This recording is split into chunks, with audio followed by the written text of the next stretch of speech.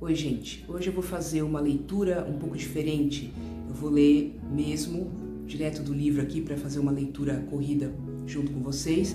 E é mais um texto, acho que é o último texto que eu vou ler, ver se ele vem aqui, da Djamila Ribeiro, que é o Quem Tem Medo do Feminismo Negro. Esse texto que eu vou ler é um texto que chama Ser contra as cotas raciais é concordar com a perpetuação do racismo.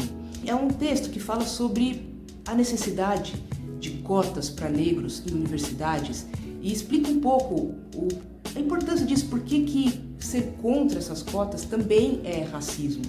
Para muitas pessoas que são contra isso, acham que é injusto, que é privilegiar um grupo em detrimento de outro, privilegiar os negros, porque cotas para negros e não cotas para alunos que vieram de escola pública ou alunos pobres. Então eu vou fazer uma leitura que é muito interessante, esse texto dela aqui. Aliás, eu recomendo esse livro, tanto esse quanto o Pequeno Manual Antirracista, porque eu acho que são bem diretos, são bem claros para entender a questão do racismo estrutural. Recomendo para quem se interessa pelo tema.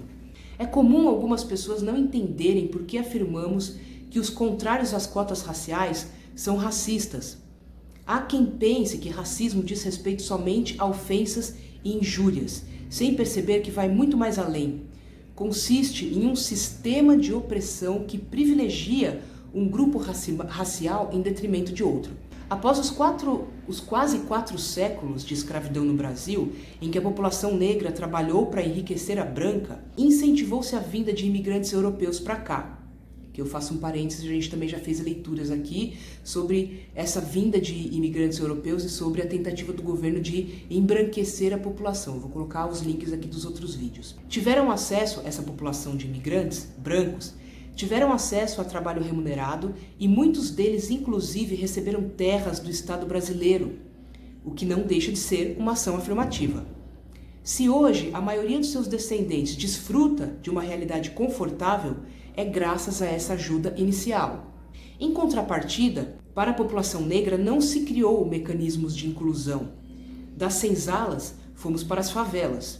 Se hoje a maioria da população negra é pobre, é por conta dessa herança escravocrata. É necessário conhecer a história deste país para entender por que certas medidas, como ações afirmativas, são justas e necessárias. Elas devem existir justamente porque a sociedade é excludente e injusta com a população negra. Cota é uma modalidade de ação afirmativa que visa diminuir as distâncias, no caso das universidades e na educação superior.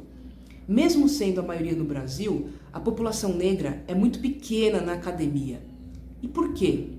Porque o racismo institucional impede a mobilidade social e o acesso da população negra a esses espaços. Pessoas brancas são privilegiadas e beneficiadas pelo racismo. Um garoto branco de classe média que estudou em boas escolas, come bem, aprende outros idiomas, tem acesso a lazer e passa em uma universidade pública, pode se achar o máximo das galáxias. Mas na verdade o que ocorre é que ele teve oportunidades. Qual mérito ele teve? Nenhum. O que ele teve foram condições para tal. Um garoto negro, pobre, que estuda nas péssimas escolas públicas, come mal e não tem acesso a lazer, terá muito mais dificuldades para passar em uma universidade, porque não teve as mesmas oportunidades. Cota não diz respeito à capacidade, porque isso nós sabemos que temos. Cota diz respeito à oportunidade. É isso que nos falta. Se o Estado brasileiro racista priva a população negra de oportunidades, é seu dever construir mecanismos para mudar isso. O movimento negro sempre reivindicou cotas e a melhoria do ensino de base.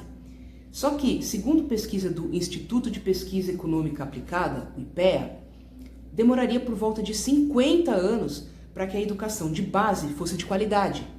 Quantas gerações mais condenaríamos sem as cotas? Cotas e investimento no ensino de base não são tópicos excludentes. Ao contrário, deve acontecer concomitantemente. Cotas não são pensão da Previdência, mas medidas emergenciais temporárias que devem existir até as distâncias diminuírem. Aos que se mostram contrários às cotas, indico que pesquisem sobre o conceito de equidade aristotélica. As ações afirmativas também se baseiam nele, que basicamente implica tratar desigualmente os desiguais, para promover a efetiva igualdade. Ou seja, se duas pessoas vivem em situações desiguais, não se pode aplicar o conceito de igualdade abstrata, porque concretamente é a desigualdade que se verifica. Aquela pessoa que está em uma situação de desigualdade precisa de mecanismos que visem ao seu acesso à cidadania. Acho que todos vocês já viram um meme aí que explica, que desenha muito bem isso que ela está falando. Em relação às pessoas brancas, pobres e oriundas de escolas públicas, existem as cotas sociais. Mas isso não exclui a importância das cotas raciais, porque pessoas brancas, ainda que pobres, possuem mais possibilidades de mobilidade social, uma vez que não enfrentam o racismo. Como exercício, sugiro um simples passeio no shopping, qualquer shopping, observando a cor dos vendedores e vendedoras e a cor dos gerentes. Negros são os mais pobres entre os pobres, e só a cota social não nos atinge. Ela também beneficiaria somente pessoas brancas. Cotas raciais são necessárias porque este país possui uma dívida histórica para com a população negra. Dizer-se antirracista e ser contra as cotas é, no mínimo, uma contradição cognitiva e, no máximo, racismo. Ou se lida com isso, ou se repensa e questiona os próprios privilégios. Fazer-se de vítima é reclamar de exclusões que nunca se sofreu.